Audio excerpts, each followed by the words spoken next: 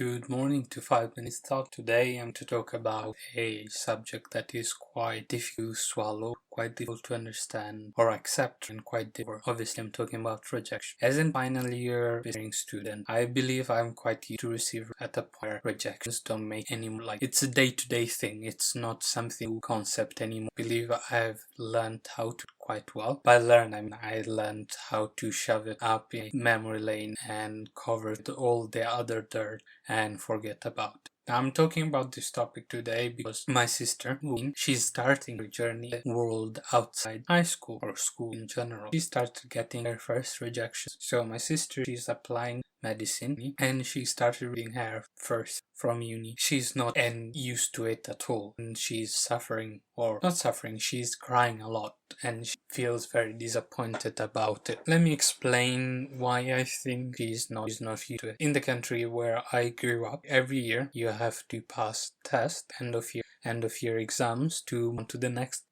year or next academic year so that you can carry on with your studies. However, in the UK, that's not a thing. You don't have, like, even if you fail your test, it doesn't matter, you'll carry on studying until GCSE, and it's in GCSE where you have your first real test, where if you don't pass you can't continue. So I think until the age of 15, 16, many students in this country don't realize how much they have lost in their life, or how much time they've lost in their life, because they don't have real consequences. Yes, the teacher calls you a parent. I mean, parents in this country, they are not strict. Importantly, teachers in this country are not strict, but not only not strict, they are not allowed to say to a student, you are failing. They always have to show or tell the positive thing. However, I quite disagree with this matter, and that as a teacher, you're supposed to set in stone what is the truth, and show them what are the different options that they can pursue to achieve whatever their dreams. Even if they don't have one, or they have one outside school, help them, prepare them to achieve that. I'm saying this because I had this teacher in me who was a very, very strict teacher. He was always straight to the point. If you're fucking up in the class, you're fucking up. There is no way to hide it. They won't hide it for you at all. Now, what he did was truly amazing. Of course, as a teacher, he wants you to carry on studying, but he made us understand from the beginning there is no such a thing studying only at school. There is so much other places where you can study. You can become an artist. You can go find a teacher who will teach you in the craft. That is in itself studying. So there is no point on trying to go to school studying something that you don't really like. But anyway, the point was that I believe in this country, teachers, or the law, the way the law is set up is you can't affect emotionally negative your student. However, what they fail to realize, or what makes me realize, it's more like a very capitalist system, right? You have a product, you're selling it. As soon as it's sold to the client, it's client's problem, not the manufacturer's problem or the seller's problem anymore. This is how I think high school works here in the UK. Until leading up to GCSE, if you fail, I'm not going to tell you you're failing, but as soon as GCSE ends and you get your results and you realize the hard truth that you failed in life, that is your problem. I'm not in high school anymore, you're not my student, so I don't have to care about it. But what I'm saying, of course, is I'm sure it is not the whole truth. There is more into it, but this is how I feel it. And I seriously don't want students or people, young adults, go through these sort of problems where they realize how much they are struggling without realizing. Then the other thing is, I believe, because of how they grew up understanding what rejection, it is very hard for them until the end.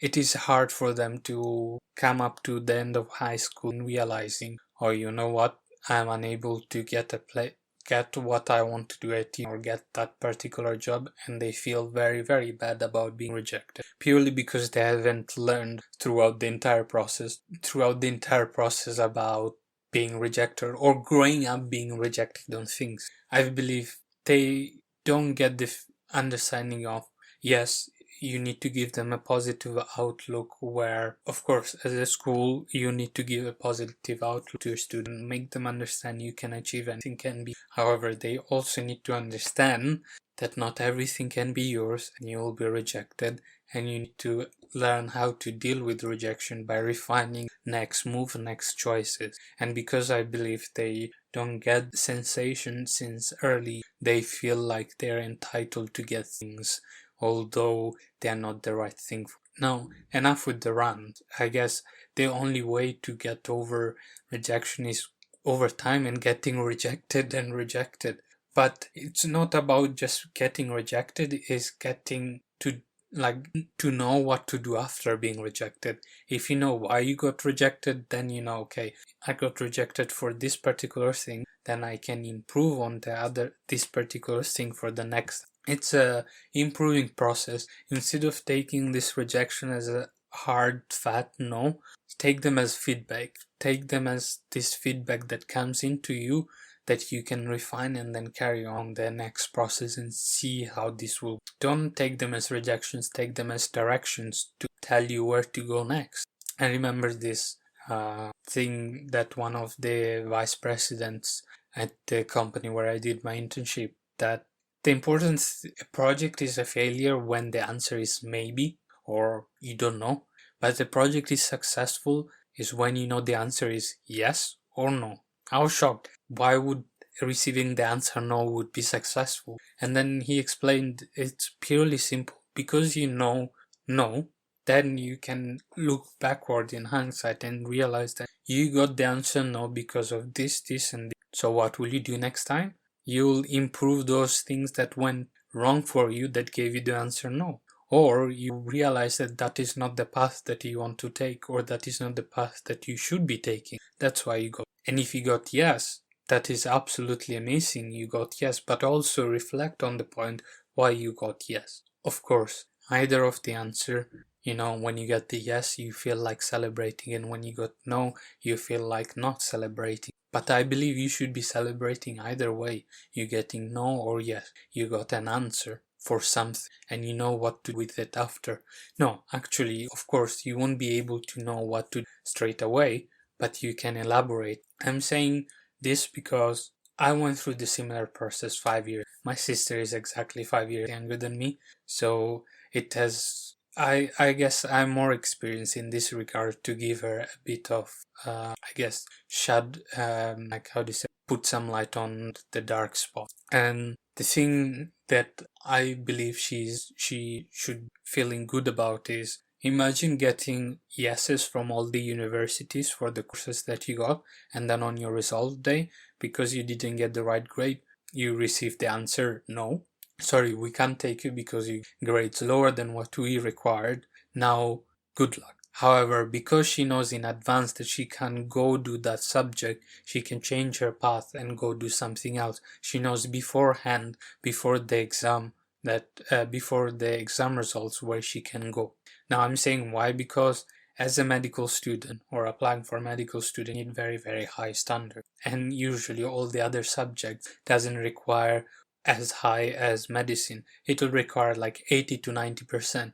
So let's say if your medicine was requiring you 100% average on your exam result, well, chemistry, biology will require you 80%. That is good, because you know that if you put the same effort for the medicine that you're putting, maybe you may have not gotten to medicine because you didn't get 100%, but because you got that 93 or because you got that 81, just above the threshold, you got in because you worked for that higher, not challenge, but for that higher threshold. And that is my advice. When you get a rejection, it hurts. It very much hurt at the beginning. I know when I was looking for my interview for the first time, it hurt a lot.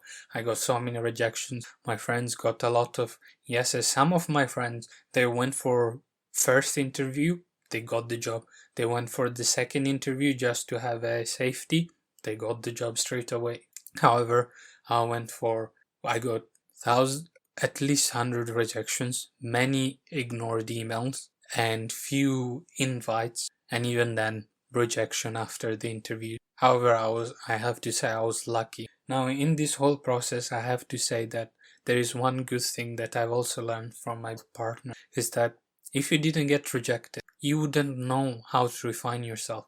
If the first person that you went to and said yes for anything you wanted, you wouldn't necessarily understand what is actually. Every time that you receive a no, it's actually a hard reset button telling you, hold on, take a pause, go back, and start again. And I believe this is why we need rejections in life, or get used to receiving rejection. I'm not saying rejection is a good thing. Rejection is, of course, it's very emotionally heavy, very emotionally painful. However, what you do with the rejection after you got it is the most key part. And I believe as you grow older, you will get more and more rejection as soon as you leave school in this country, and as you get used to with this rejection, or not used to the rejection, but used to handling this rejection, I think much better job, and you'll be much happier looking back, realizing, oh god, if they said yes, I would be in that stupid cubicle working on some Excel spreadsheet that I don't care about. But because they had rejected, it forced me to look for something different, something that perfectly matches me and the job description that I was looking for, and it's making 1,000 times better. Anyway, today was a long rambling session. I hope you enjoyed it. See you tomorrow.